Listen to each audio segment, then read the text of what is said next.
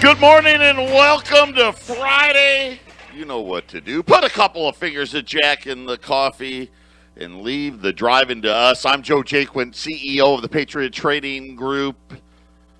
And, of course, this is the Patriot Radio News Hour. Our toll-free number, 800-951-0592. The website at allamericangold.com. And, man, you just don't know. Right? 1 hour to the next. Late last night. Well, late for me.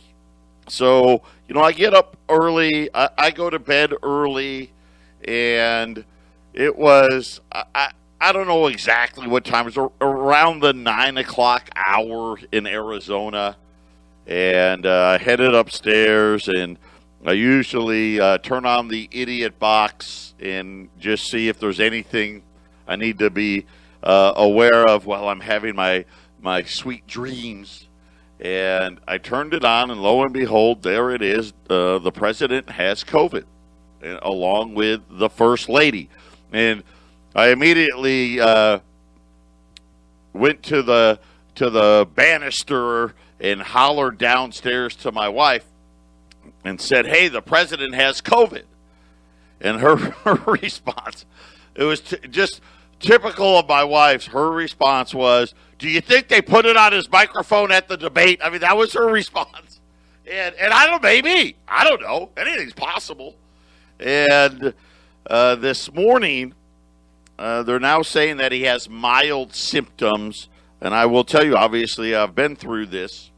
That's exactly what it felt like for me. The first day, now obviously the president gets tested, I don't even know how many times, but I'm assuming every day.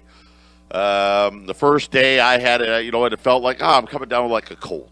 Nothing bad, but I'm going to take off. And then it very quickly escalated.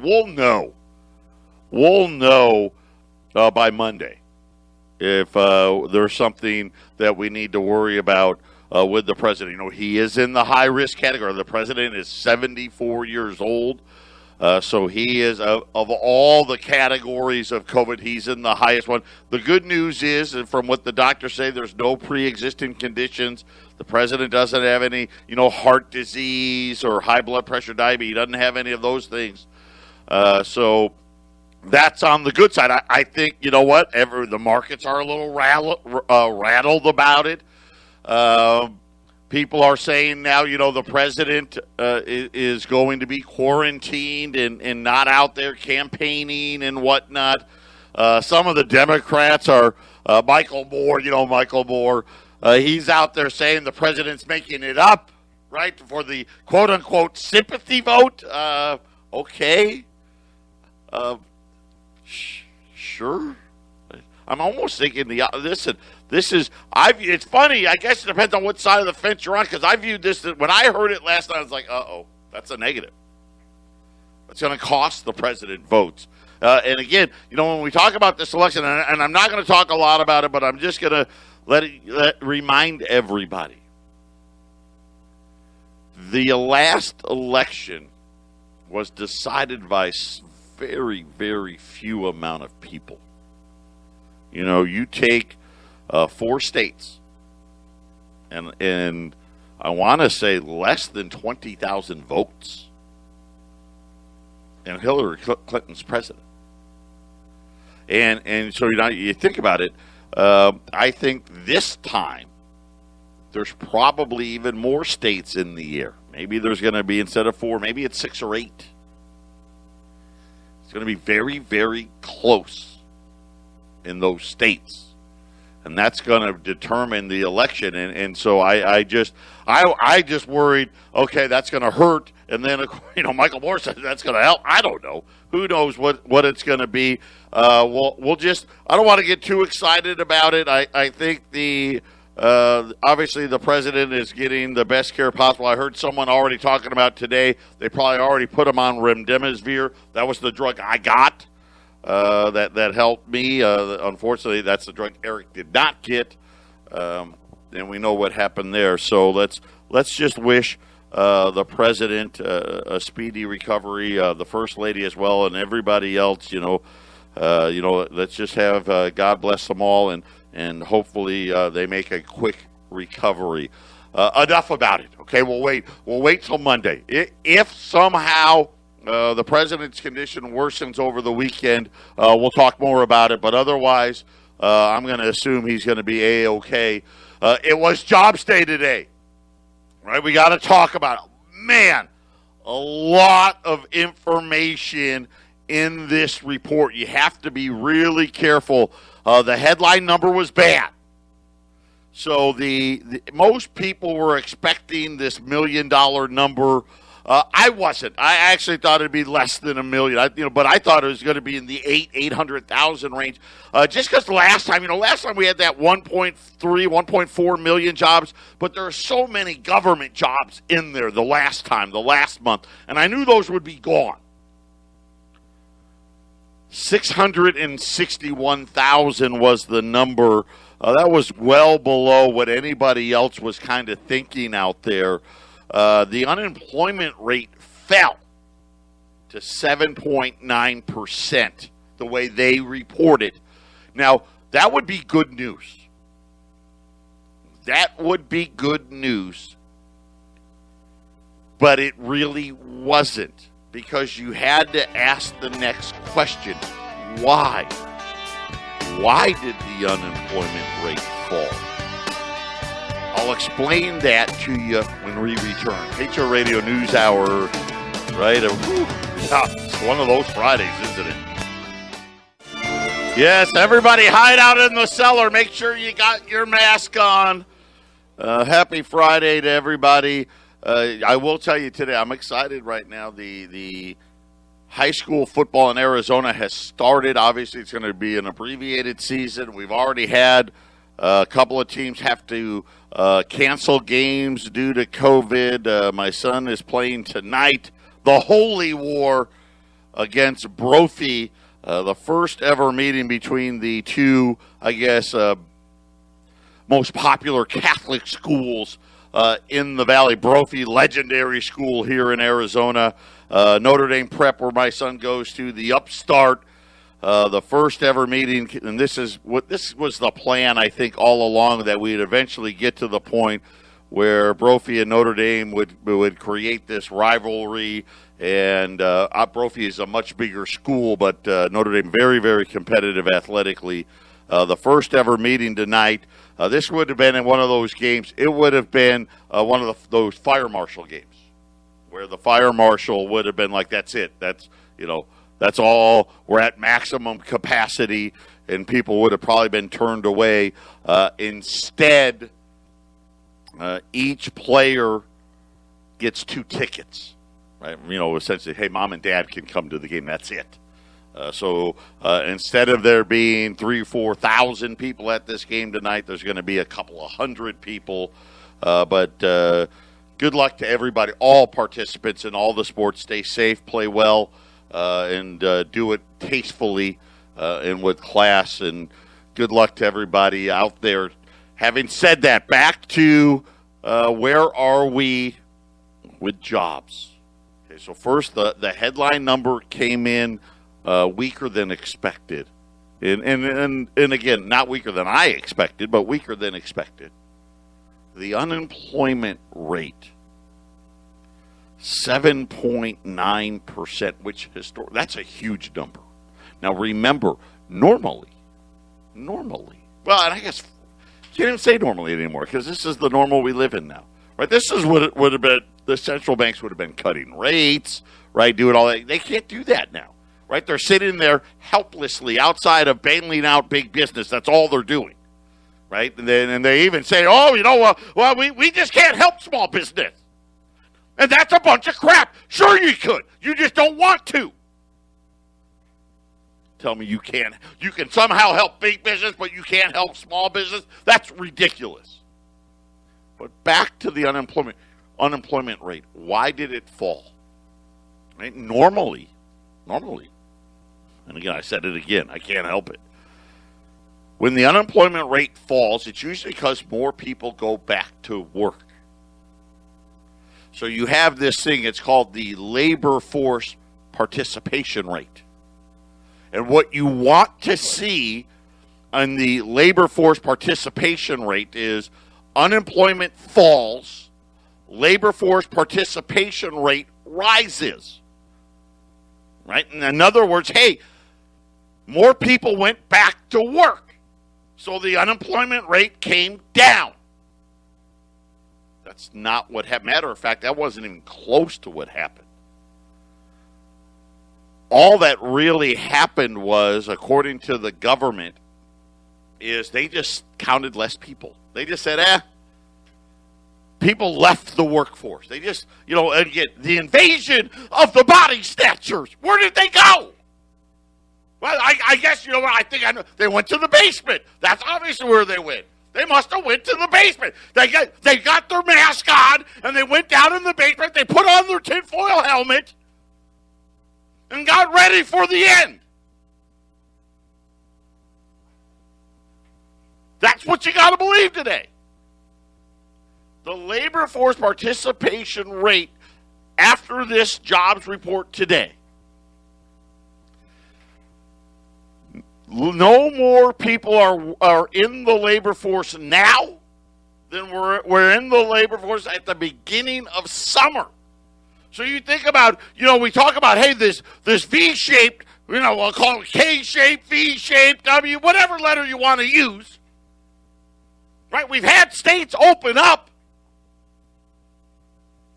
How can the labor force participation rate be down at the bottom? 61.4%. That's horribly low. It's dangerously low. And you're sitting there, and this tells you, remember, because I always keep telling you, that 7.9 number that they're giving today, it's a make-believe number. Well, we just don't want to report the real number, so we'll report this one. Because they've got this whole other category of other people that are deployed, but we don't count them. Well, we count them, but we don't add them into the number. Because, that'd be crazy. I mean, heaven forbid, could you imagine if they came out today and told you the unemployment rate was 18 or 19%? People would flip out. It's okay that the president has COVID. Or he made it up. I don't know. Whatever you want to believe. And I'm sitting there and I'm looking at this and I'm like, are you kidding me? This is what I just saw. The Congress and the House, they're leaving town again. No stimulus. No, time to go home. And I don't know, when I'm looking at this, I'm very, very nervous because I look at all the layoffs that have been announced this week, and again, it didn't stop. There was more yesterday. Somebody else laid off thousands of people. There it is, Allstate. I guess Jake from State Farm must be giving them a run for their money. Allstate announced they're laying off 3,800 employees. And this spiral now that I'm seeing it expand out.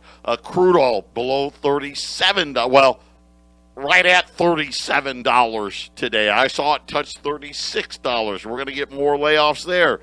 We heard about the airlines and all the layoffs there. Aerospace and the layoffs there. And the labor force participation rate now matching the low, I guess, where we were over the summer.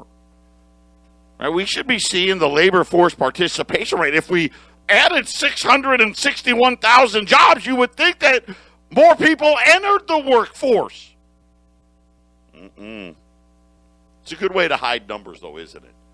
Because it doesn't make it look that bad, right? Because if you only are a headline reader, right? You're a headline reader, whether it's on the bottom of the idiot box or maybe you're online and you just read the headlines and you're like, oh, hey, the unemployment, 661,000, that sounds like a lot of jobs.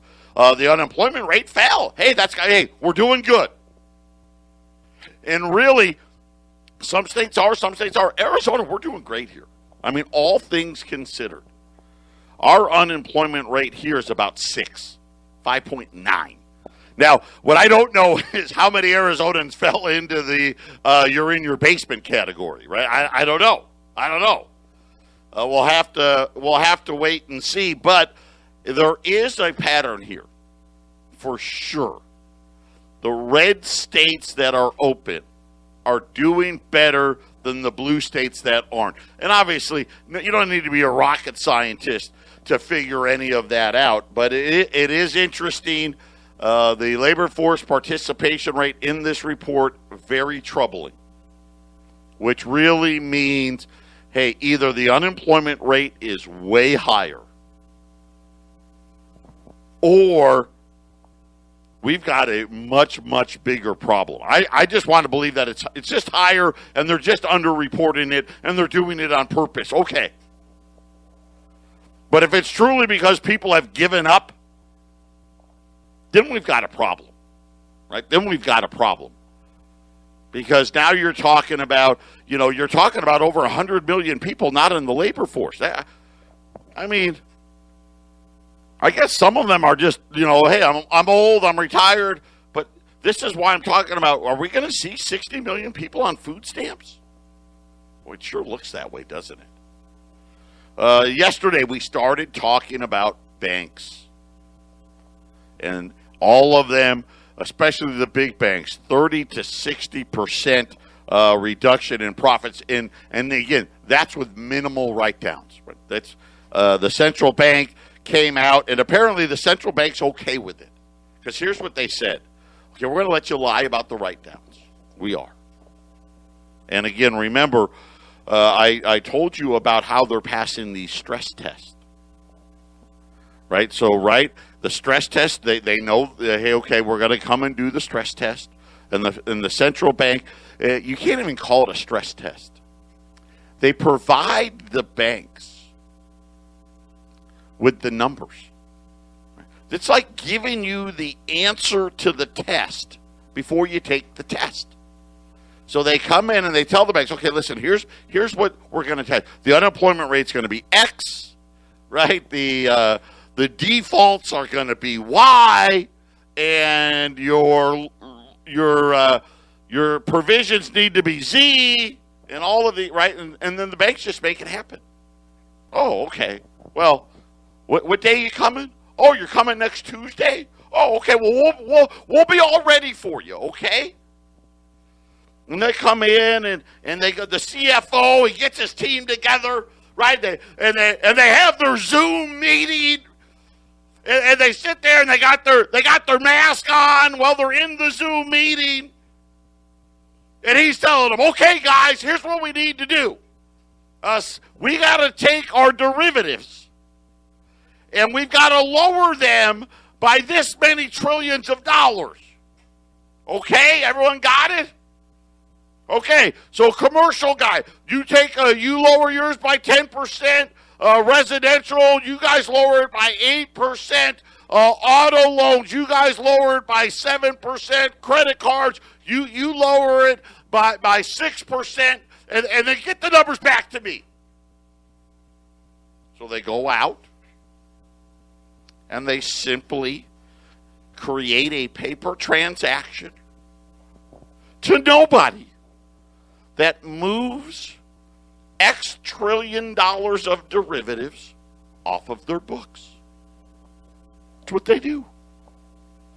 And they hand it to the Federal Reserve. Right? The Federal Reserve, they got their little MIT mafia guys and well, I don't even know. They probably don't even come into the office, right, to do it. Hey, email me your stuff. Right? Because, it's COVID. Email your stuff, and then me and you will have a Zoom meeting with your guys. And so they look at the results, and they're like, oh, okay, well, yeah. Oh, that looks great. Okay, see, so if this did happen, if this horrible scenario happened, oh, you'll be fine. Now, just think about this. Every stress test given. Of course, remember, they created this stress test because it's too big to fail. Right? I mean, I know how stupid they think we all are. right? When they said, oh, these banks we had to bail them out, guys. We had to because they were too big to fail. Of course, I tell you why they're too big. They don't have any money to pay you this deposit insurance. That's a fallacy if you think you're getting that. But go ahead and think it. Sounds good, too, doesn't it? They raised it up during the financial crisis. They wanted you to feel better. It used to be $100,000. They wanted you to feel better. Now let's make it $250,000. See, now it's better. They don't have any money. But neither here nor there. They said, instead of breaking these big banks up, so if one of them did fail, it doesn't take out the whole system, right? It doesn't. We actually would have enough money in the FDIC to pay for the people's, up to $250,000. Oh, no. They didn't do that. Instead, they came up with these stress tests to make sure, we're going to keep our eye on these guys. Talk more about that when we get back. 800-951-0592. We're going to get to this stress test in a second, but this just happened. So next door to us used to be an electric company, an electrical company. They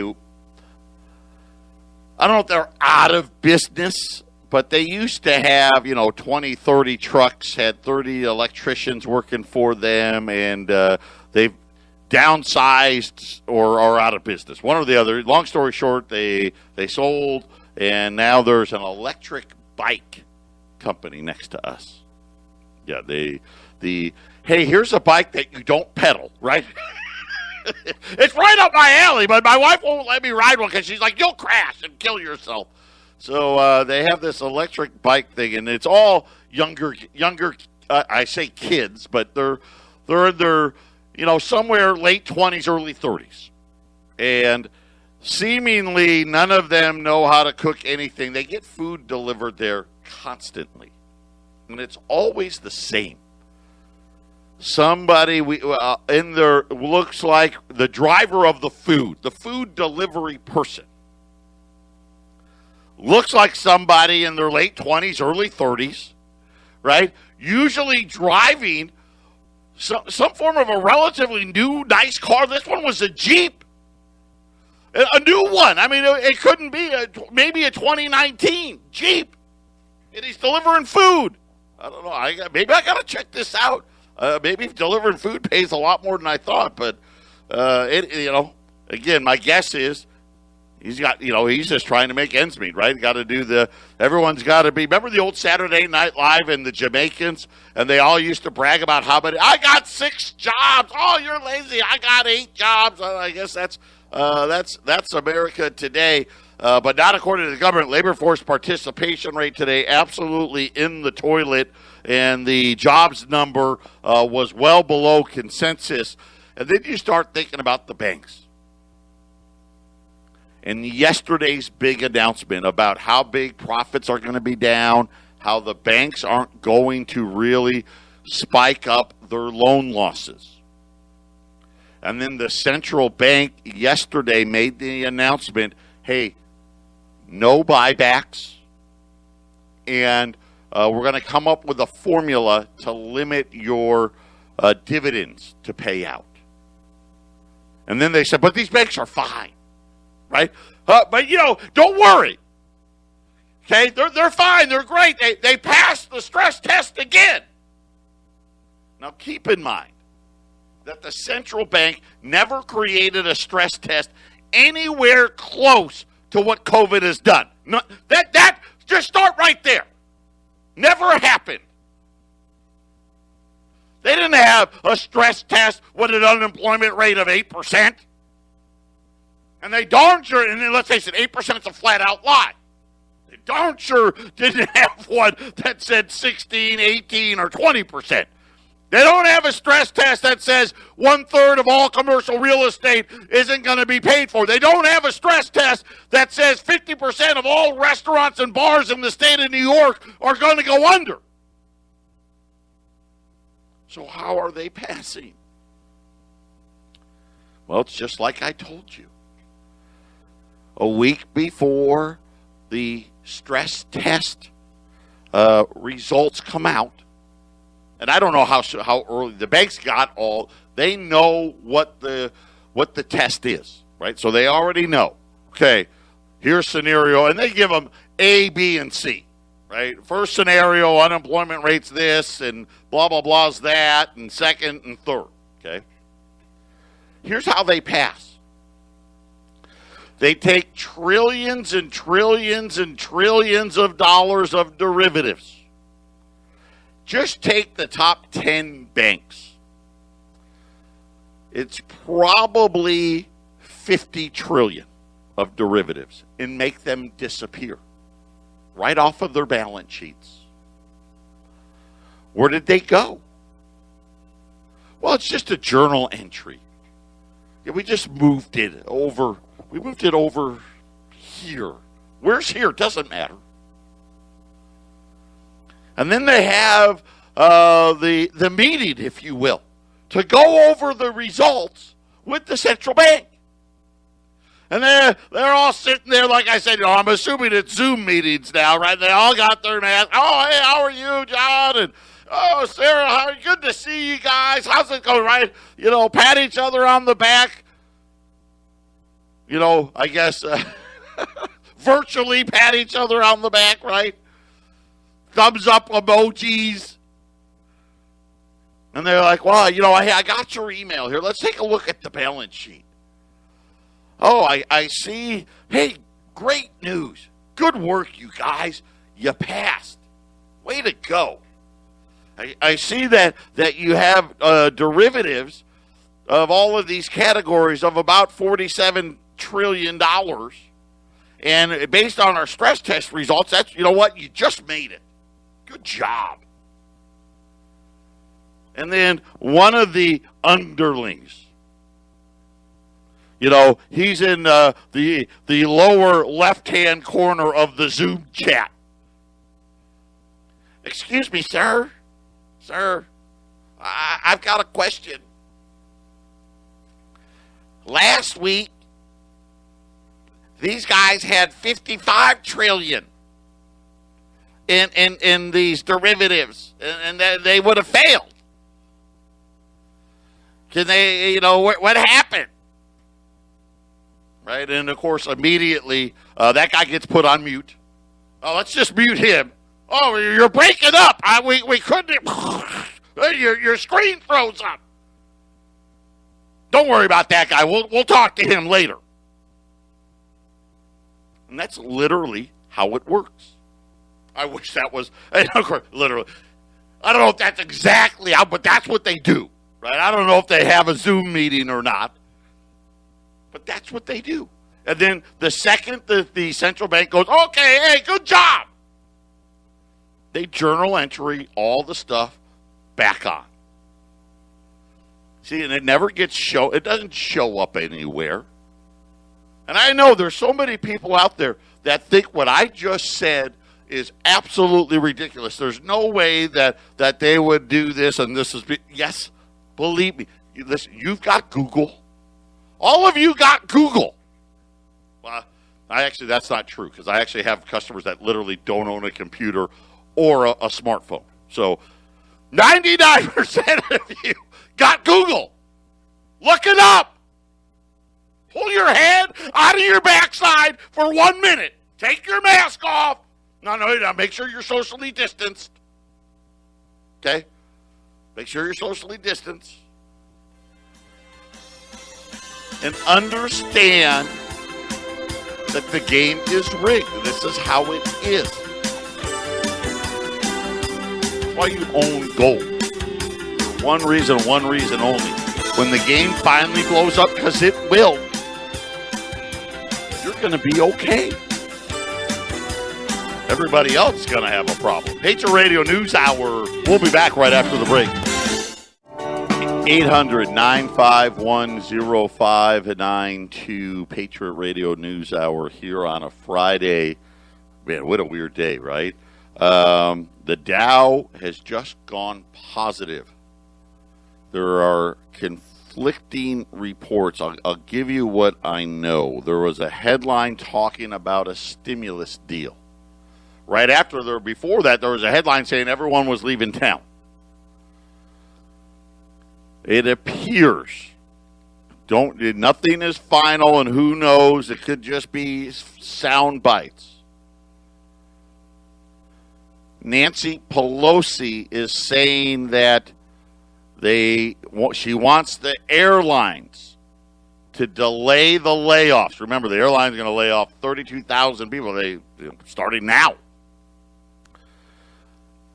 There is not a broad deal in place, but Pelosi is saying there may be a separate deal just for the airlines.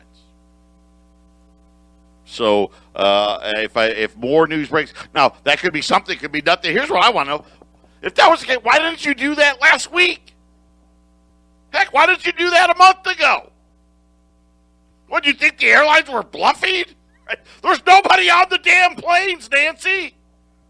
Now, you can argue whether this is a good or a bad thing, right? Because sooner or later, you're going to have to let the airlines stand on their own, and there's too many flights. Well, there's not, the flights are all down now, but there's too many employees for the amount of flights that are needed. But maybe. So I don't know.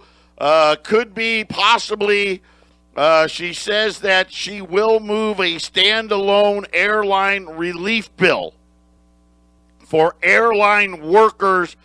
The airline industry must delay these devastating job cuts. Again, I kind of too late, but that was the move. Now it's back down again. I don't know. It could be something, could be nothing. But I wanted to at least point this out. I think it's a travesty what's happened. Our elected officials once again have let us down. Term limits, man, do we need term limits? Joe Biden, 47 years, Nancy Pelosi, Chucky Schumer. And listen, the Republicans, we got them too. 12 years is enough. If you can't get it done in 12 years, get out of the way, let somebody else take over.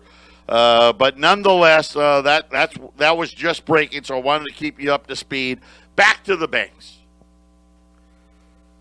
So the banks are allowed to not only get the answers to the test, they're allowed to lie about the derivatives that they hold.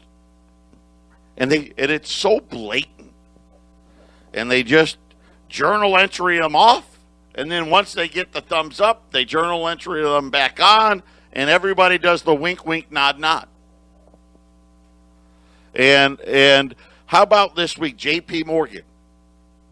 Just under $1 billion fine for ripping off its customers in the precious metals and treasury markets, right? And they call it spoofing, right? And they did it. Listen, it wasn't one guy, right? And hey, listen, there's always guys looking to get an edge, and you could see a rogue employee, trying to save his job and do some illegal activities. Everybody, we know that. It happens. But we're talking about the entire trading desk of the Treasury market, the entire trading desk of the precious metals market. Well after years after the practice was outlawed. Because I could understand, hey, you outlawed the practice in 2010, okay? For argument's sake. Hey, maybe you missed somebody here or there in 2010 and maybe 2011, but by 2012, hey, we're on it.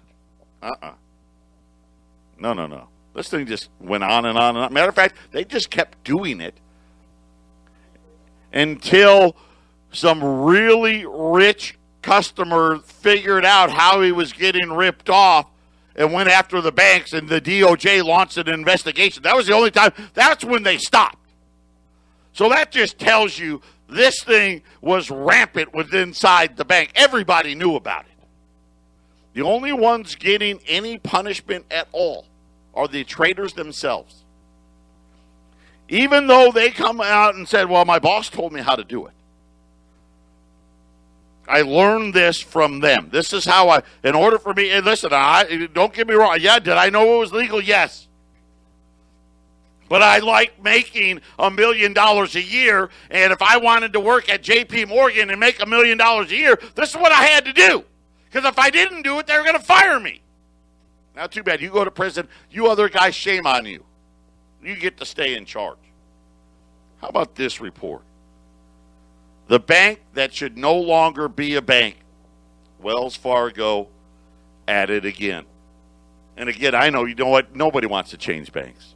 I get it. We've got customers in. They've got Wells Fargo's accounts. I get it. I do. I wouldn't change it. It's like it's too hard. Wells Fargo now back in trouble again, this time for pausing mortgage payments without their customers' consent. And by the way, way more than Wells Fargo previously admitted. Wells Fargo already admitted, yeah, we may have done that a few times. But now they're saying that at least 1,600 customers have filed complaints against Wells Fargo for just stopping their mortgage payments. You know, I'm from Wells Fargo and I'm here to help, right? Yeah, I'm from the government and I'm here to help. Let me tell you what I'm here for. I'm here to protect your hard-earned wealth against these people. Patriot Radio News Hour, final segment coming up.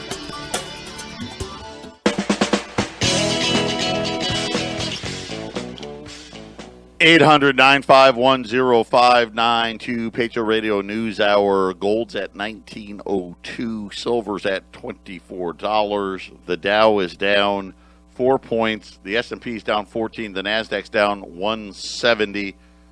Crude oil right now is down $1.50 at 37 1/4. Yesterday we ran Silver Eagles, and we just blew right through them. And then I have to give Arlene was an all-star yesterday. She calls the bullion bank yesterday afternoon and says, "Hey, got any more of those Silver Eagles?" And believe it or not, they sold us another case. The guys on the Front Range Show ran them. Long story short, we've got 10 rolls still left at 610. So if you missed the Silver Eagles yesterday, there are 10 rolls of Silver Eagles. That's it, though. I don't have one roll more than that. We called this morning again to try to see if maybe somebody didn't want them or what have you. No, that didn't happen. They're all gone again. So $610 on Silver Eagles. Gold today. U.S. $5 Liberties, the quarter ounce $5 Liberties, $575 today at 800-951-0592. And just to finish up, Wells Fargo. So all these people that go into forbearance, and whether it's a commercial or residential, it doesn't matter. That gets reported to the credit agencies. So my guess is what happened is these people never asked for a forbearance, just assumed Wells Fargo was taking their money out of their account. Believe me, there's plenty of people out there that don't balance their checkbook. They just don't even look at it. Just assume things are happening. I don't know why people would do that, but they do. So for months, Wells Fargo wasn't taking out their mortgage payments and was reporting to the credit bureau that they're in forbearance. So they went to go get a car or whatever they were trying, applying for a credit card and getting declined. As of now, Wells Fargo is the one who's saying 1,600 complaints. So who knows what the number really is? But, Wells Fargo, they've apologized. They're sorry. We're sorry. Yeah, we've changed our policy. From now on, we actually have to have a customer actually say they want a forbearance. It's incredible. And again, now we're going to let the central bank have a digital currency. Do you see how dangerous this is to your money? With a click of a keyboard. Yeah, you still got 100,000 electronic dollars. It's not only buys half of what it bought yesterday, but hey, that's just life. I mean, this is the power that they can have. And this is why you put gold away. Listen, gold is a hedge. It really is. It's really a hedge against the banking industry. How good do you feel about it? You really think these banks are solvent? I mean, really? What if the Fed wasn't bailing them all out? Would they be solvent still? How big can the Fed's balance sheet get? Right, before people start going, wait a minute. Right? It's kind of like the central bank. Listen, already, nobody's interested in buying treasuries. Did you see the 2-year note? 0.1%? A lot of people lining up for that one. Patriot Radio News Hour. God bless everybody. God bless the president and the first lady. And let's hope it all blows over. And on Monday, we got good news. Everybody have a great weekend. Take care. God bless. Go Saints.